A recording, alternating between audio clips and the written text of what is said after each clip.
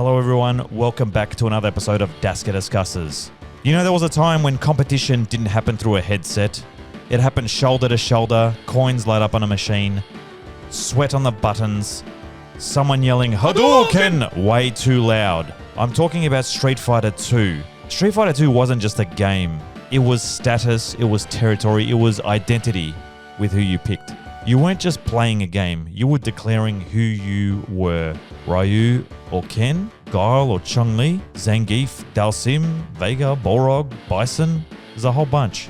And tonight, we're going to go back to the arcade with my friend Yuto, the karate champion who you heard from in the Karate Kid podcast. Yuto, welcome back to the podcast. Thanks very much, Daska. It's great to be here. It's a pleasure to have you back, and we had some great feedback from the Karate Kid podcast about your fighting then. But you know what? You were fighting in a tournament back then, and you won. But we're talking about a different tournament now. We're talking about Street Fighter 2 Champion Edition. Obviously, the original Street Fighter came out when? It came out in 1991. And there was only 8 playable characters back then, and they were Ryu, Ken, E Honda, Chun-Li, Blanka, Zangief, Guile, and Dalsim.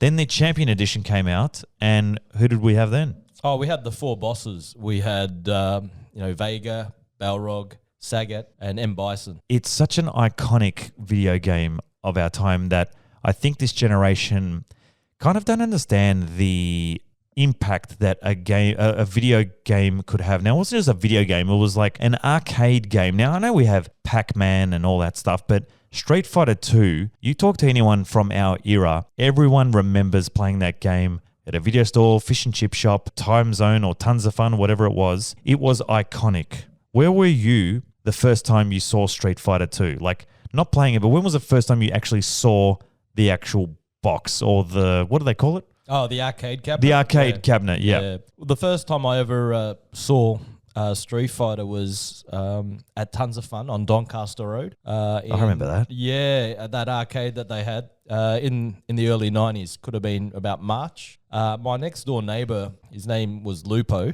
He just came over to my house one day all excited and saying, Yuto, you got to come check out this game. It's the best thing that, I've ever seen. I'm like, what's he talking about? So shout out to Lupo, who actually taught me how to play the game as well. So he was like your Miyagi.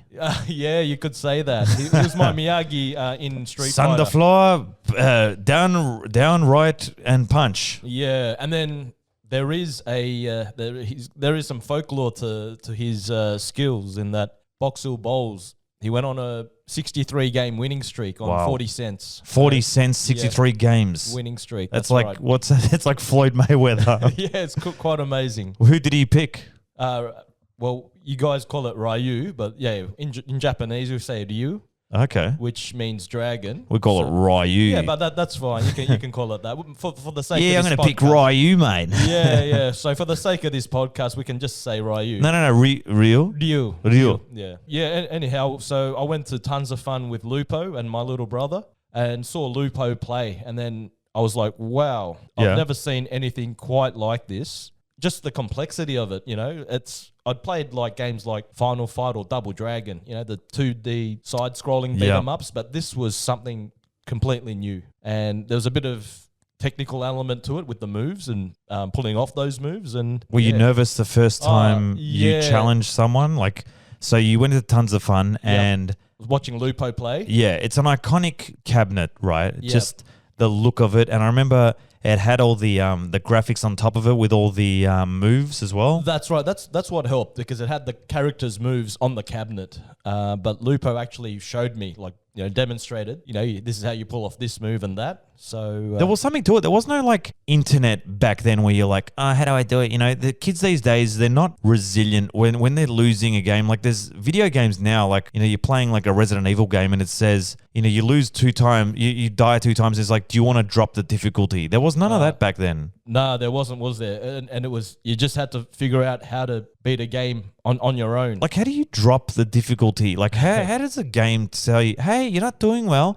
Would you want to drop the difficulty? Where is the challenge in that? Nah, that's right. There's no challenge in that, and it's kind of gearing towards that participation award type mentality. Yeah, it's like here's a Macca's award. Yeah, because it's a bit hard, but let's just make it easy for everyone. And that's why Street Fighter, like you put your money in, and then someone randomly comes next to you and says they just put their money in, and they challenge you. Yeah, that's right. Now, do you remember the first time you challenged someone? Yeah, well, the first time I challenged someone was my friend Lupo. So he was just basically training me to pull off the moves. So Miyagi taught you, and then you challenged him. Wow. Yeah, but it was more so like a practice run. He was showing me, this is how you pull off like cyclone spin kick or a fireball, dragon punch and all that. So I used Ryu. Yeah. And then I stuck with him as well. Did you beat him? No, of course not. But I got the basics off Lupo.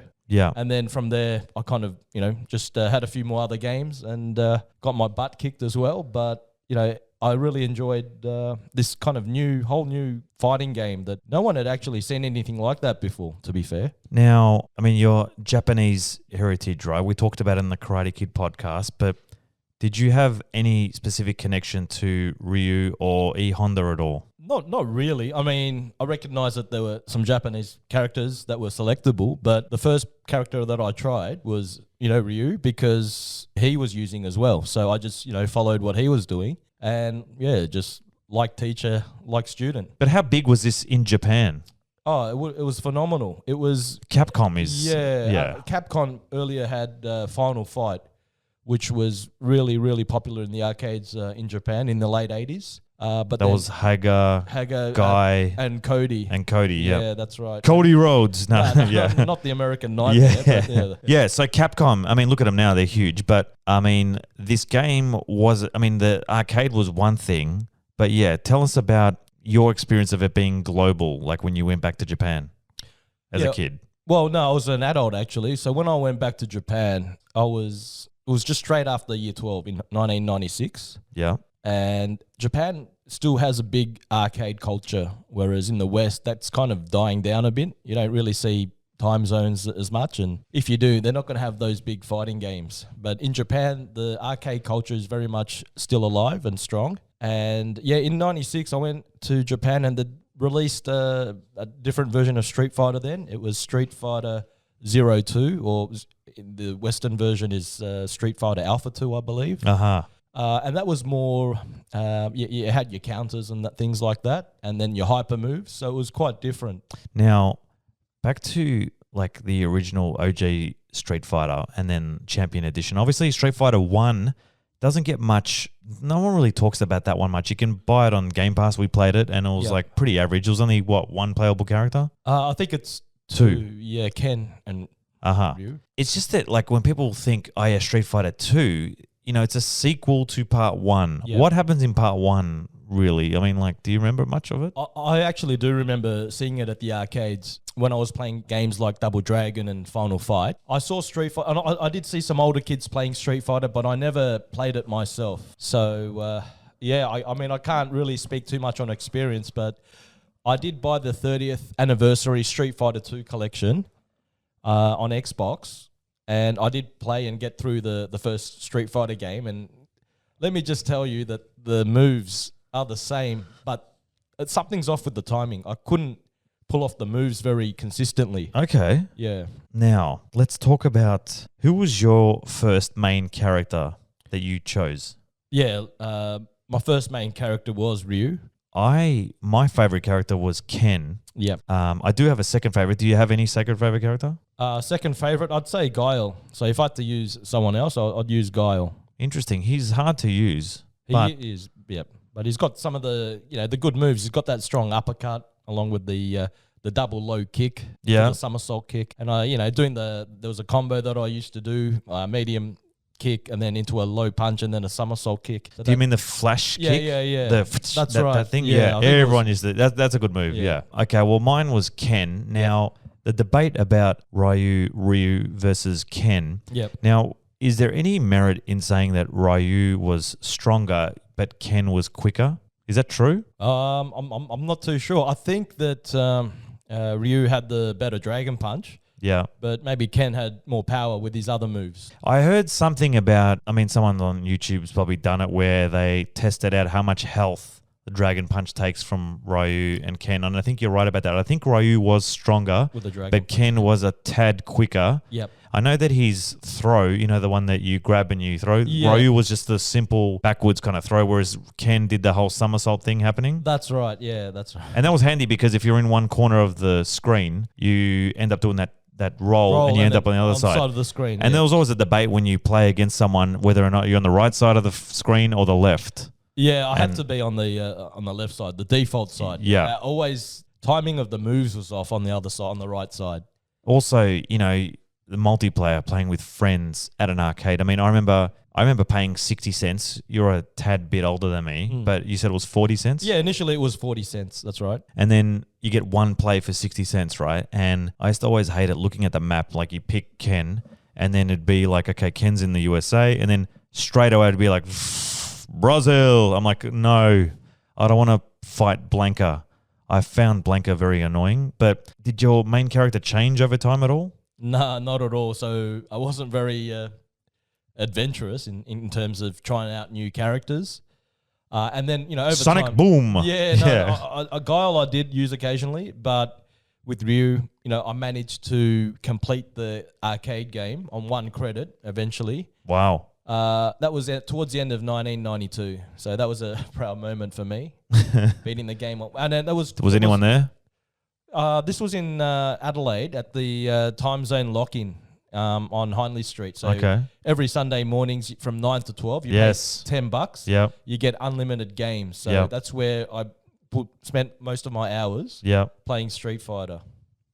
Ever any, I heard so many stories, and I remember playing at Movie Land Richmond where I was watching these two guys play, and one guy got really annoyed and actually punched the screen and put a crack in it. Didn't smash it, but this guy got really pissed. There was a bit of violence in, I remember even Russell Street as a high schooler walking through there, seeing a lot of people playing Street Fighter and people getting annoyed. Did you ever come across any of that? Yes, I did. I did have one incident at Time Zone Hindley Street during a lock-in session. So I was just challenging another kid, and my friend was waiting in line, to go next to play the winner. And I defeated my opponent. And then my mate my opponent who I defeated was just kind of still standing there on the machine. And then my friend goes, hey, mate, can I just jump in? And then the kid he shoves my friend and goes, get your own, effing machine. Yeah. And then he pulled a knife out on me. Oh, jeez. But then, fortunately for me, he just kind of walked off. Yeah. So that was one incident, and luckily enough, it was the only incident, bad incident that I had involving the machine or the game, should I say? Full on. Could you imagine these days? You go to these arcades now, and it's just all about tickets. Winning tickets. Yeah, winning the tickets. Yeah, you got to get 100 tickets to get a rubber set of teeth. I'm like, come on, man. Right, yeah. Whatever happened to actually being the champion of Street Fighter for a couple of hours in those lock-ins? Seriously. Yeah, I think we've kind of lost that now in arcades here. It's all about the tickets. I take my nephews to Time Zone a lot, and they're just only focused on getting the tickets and the prizes. Whereas when we were playing, or when I was playing back, it's about survival. And it was about just getting a reputation as well. Can I just touch on that? Yeah, sure. About the bosses. So in the Japanese original version, the bosses' names are different to what we had. Oh yeah. So for instance, M. Bison was the boxer. Uh-huh. And the Americans changed the name because M. Bison was too similar to Mike Tyson. Ah. And their appearances are quite similar if you have a look. They are very similar, yeah. Yeah, so the Spanish fighter was known as Balrog. Yeah. And Vega was the final boss, M. Bison. Oh, wow, okay. So, Sagat was from the first Street Fighter, so he remained the same. But yeah, that was quite interesting as well to point out. How did you beat? We'll call him Balrog. We'll go with the Western names just to not cause any confusion, I suppose. But Balrog, again, just dragon punches, fireballs, and then low kicks. So when he tried to jump towards me, I'll do a dragon punch, and then when he does his running punches, it was just fireballs. He was pretty handy though. If he got you in the corner and did his combos, it was very quick. The headbutt, and he did take off a lot of power as well. Now, Vega, how did you beat him. I used to like playing with him. Yeah. Yeah, no, I used to stay away and just wait for him to do that flying maneuver and Yeah. then counter that. So, but he was also another difficult one. I always like getting his that claw weapon off. Yeah. Yeah, breaking it off. So That was pretty cool. Yeah, Intuitive. but he was a challenging character to fight against. Sagat. Yeah, Sagat, again, he was very quick and strong. He had that very powerful. Do you reckon it was quick? uppercut. No, quick in terms of when he releases his, tiger. Oh, Tiger uppercut. Yep, But- that but- one too. Yeah. So his fireballs could be both high and low, but the rate at which he released them was quicker than what Ryu or Ken. Yeah, did, true. you know? They were quick. Yep. Yeah. And he had that very powerful uppercut. Tiger uppercut. Yeah, that was Yeah. I think that and Zangief's spinning pole driver take the Yeah. most health. Yes, that's right. Yeah, screw pole driver, I think Yeah. it was called. And then obviously the final boss, M. Bison. He was not easy to beat, but how did you use to beat him? Not easy to beat, but yeah, he would do that sliding maneuver a lot. Yeah. with that Psycho Crusher. So yeah, just low kick and then Psycho Crusher with a counter it with a fireball. And when he did come up in the air, you just get him with the Dragon Punch. So He did that, that sliding thing, and then he had that punch. There was like a lot of combos. Then he did Yeah. the thing where he jump up and then poke you in the eye. Yeah, or he tried to step on your head. Yeah, that jump. too. Yeah. So, yeah. okay. So we talked about how Lupo trained you, okay? Yep. Looking at the arcade compared to on console, Yeah. right? Now, I remember vividly playing it on arcade all the time, but Yeah. then when it finally came to I had a Mega Drive back then, when it Okay. finally came to the Mega Drive and borrowing it from the video shop all the time, Oh, how good was that? it was great. Yeah. It was a different vibe. You had cousins come over, or you play with your brother. I remember I had big rivalries. It was like I was Ken, he was Ryu, Yep. or I'd go Vega. I used to always go Vega Oh, as well. right. I loved Okay. him because you hold back forward and do the rolling punch thing, yeah. or you grab onto the chains on that. You could choose your stage. Yes. You could do all these things. So they'd be like, no, Daska, you're not picking the Spanish stage, so you can hang on the wall. walls, yeah. But do you reckon did competitiveness fade when it became domestic? Do you think because you could play all night? Did it get boring? Do you reckon?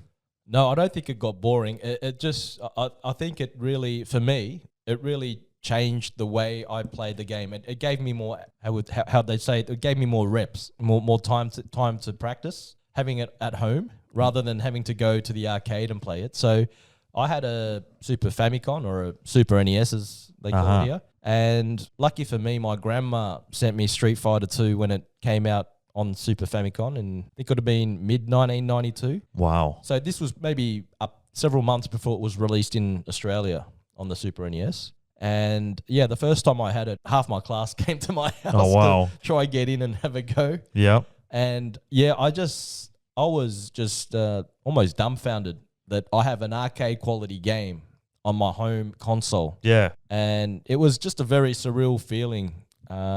But with that, it also helped me improve my game a lot as well. Let's talk about. Okay, everyone loves this now. Favorite songs, because this soundtrack for the whole game is iconic, man. Like I play them in class, I play them in the car. Right. You play it when you're training in the gym, but we're talking about the original like soundtrack. So which is your number one? I'd say Ryu. So Ryu's your number one, yeah? Yeah, be my favorite character. This one? That's the one, yeah. Now tell me about it. Why is it so good to you? I don't know, it's just a very catchy, energetic kind of track. So, and it fits well with the background. You got the temple, castle. What is the background? Yeah, explain that to us. It's just like a castle in the background. Okay. So, And it had the smashable signs? yes, it did. And you're fighting on the roof, I believe. Yeah. Yeah. And what's interesting is in the console version, you didn't have the smashing signs. No, I don't think they had the capacity to Yeah. include that on the And that console noise. versions. Yeah.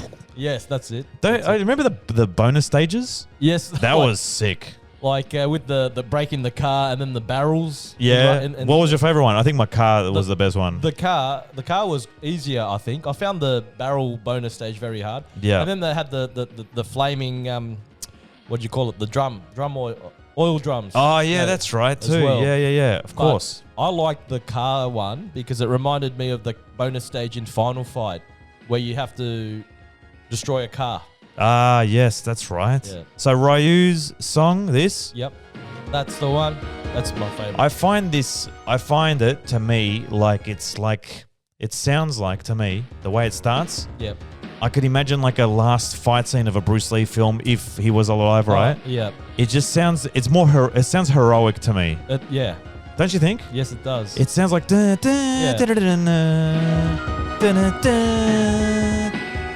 It's like maybe when, like in the final fight scene of a movie, like as you said, Bruce Lee, maybe he's getting his butt kicked, and now he's starting to overturn the tables are turning. Exactly. And he's getting his momentum. And, yes, that's what it feels like to me. Yeah. Now, we'll go to your number 2 in a second. My number 1 is Ken, and the reason why is because it's a killer track, but also it does remind me of a specific song from Top Gun, Mighty Wings. Okay. You know that song? Yeah. Let's play it. Yeah. Oh, yeah. Yeah. Round 1, fight. Yeah, that's it. Just listen to this beat, man.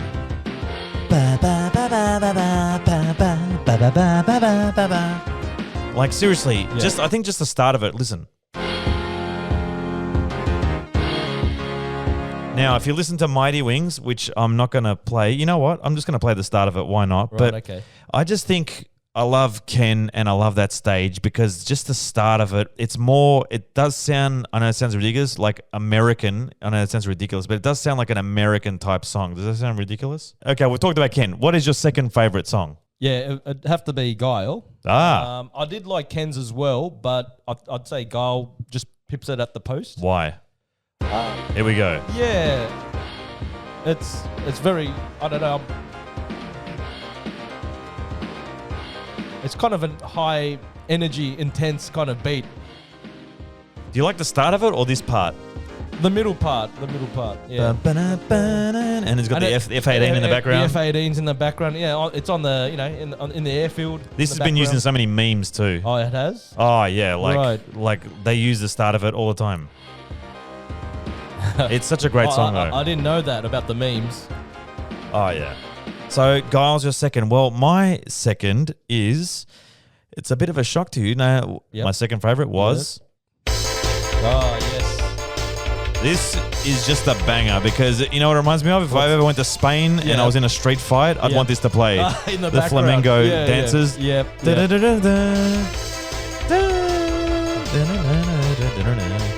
My least favorite song, this is great. Listen to how it kicks in here. What do you think? Yeah, I like this one as well. And then it gets quicker, this bit here. Yeah.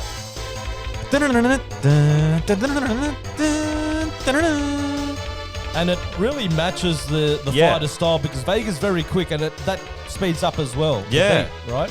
Let's talk about a few things. The sound effects. Obviously, there's a whole range of sound effects, punches, kicks and all that, but actual sound effects where there's words, we're going to get you to translate a few things. So obviously, the classic one that everyone knows, down, forward, punch. Hadouken! Hadouken. Play it again for the listeners. Hadouken! What is Hadouken? Well, Hadouken, like it translates to like ha means wave.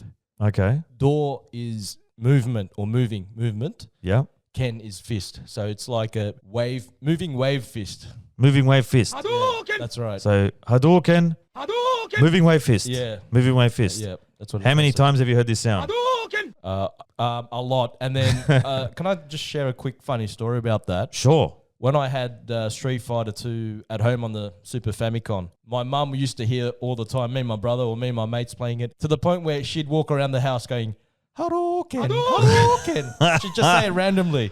She's heard it that many times. God bless my, late mother. But how good is that though? Like, you got your parents and they're watching you play these games and it's like it's embedded in their memories too. Yes, yeah. But Hadouken is one. Let's go to the next one, which I need help with, but I loved it. It's... Yeah. Let's play it again because that is the 8-bit, that is the condensed version, the console version. So listen to it again. Yep. I love that sound. Listen to it again. That's packet, that's basted. You tell me. I've heard it's Tatsumaki. I've seen a lot of reels on Instagram that is Tatsumaki Senpu Haki. Oh, close. It's, Tatsumaki. Tatsumaki. That means tornado. Okay. Senpukyaku Senpukyaku. means whirlwind kick. Doesn't sound anything like that. I know, it doesn't. Tatsumaki senpukyaku is the Japanese translation. And it just, it means tornado, whirlwind kick. But it just, listen to it. It's just, it's at the end of the barket. Yeah. That's a basket. That's basket. Yeah, Basket. they didn't. That's basket. Basket. Listen. Yeah, it's like What about fire? What are yoga? Fire, yoga, flame. I mean, those ones are English. They're easy, like, yeah. You know, spinning bird kick. We're gonna get to one more, two more actually. Let's go to the famous dragon punch. Listen to that. Doesn't that just close your eyes? It takes you back to those video shops. Yeah. Shoryuken. What are we talking about? I used to always think it was Ryuken because they both got the same moves. Yeah, and you're almost right there. Ryu, you know how I said Ryu means dragon. So that's part of that move. So Shor is like rising, like lifting. Yes. Ryu is dragon. Yep. Ken is punch. So it's a rising dragon punch.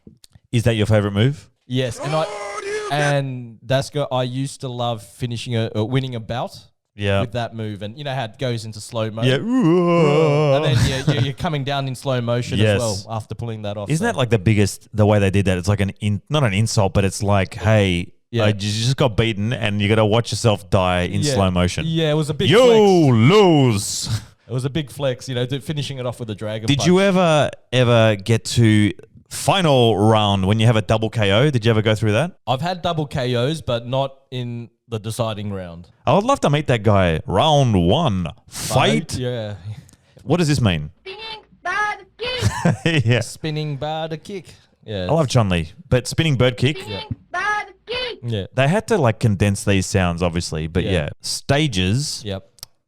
Out of looking at the world map, Spain, USSR, China, Japan, USA, Brazil, Japan, Thailand, India. So there's 2 Japans, 3 USAs, 2 Thailands, India. What was your favorite stage you'd choose on the console if you were playing your brother? What would you choose? Funnily enough, it'd be the last stage. So M. Bison stage. Okay. I always found that as stages like the pinnacle. It's the final stage. So for some reason, I always selected that stage for maybe that very reason. It's the final boss stage, so... I love fighting on the Ken stage and also the Balrog Vegas. Oh, Vegas stage. That was sick. That was nice. What was your least favorite stage?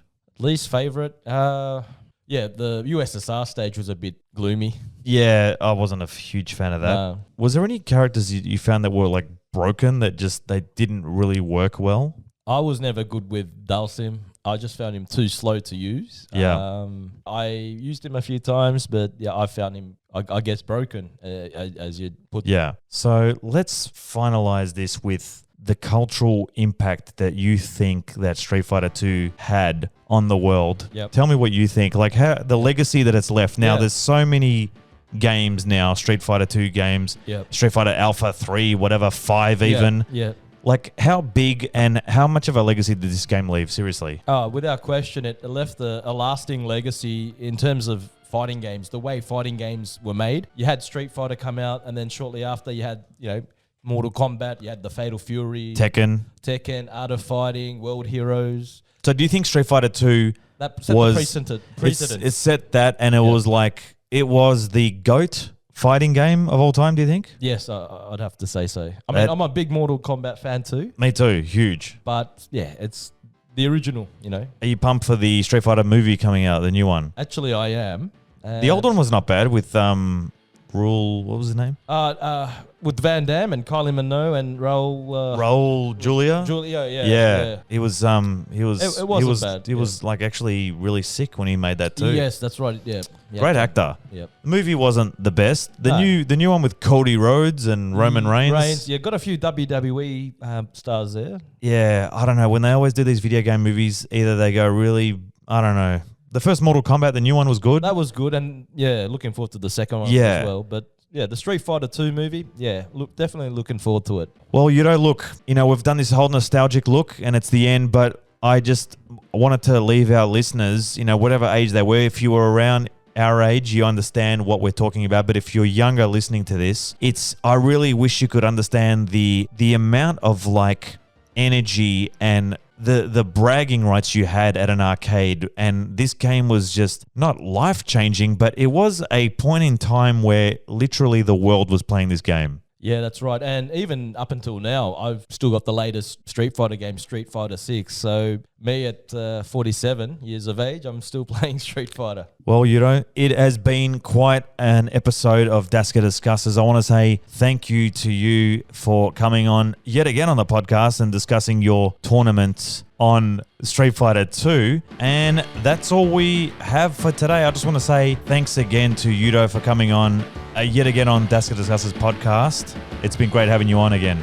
Thanks very much, Daska. It's been a lot of fun. And shout out to your mate Lupo as well. It's been real. Don't forget to follow on Spotify, leave a review, or on Apple. Thank you again, Yuto. 3, 2, 1. Boom.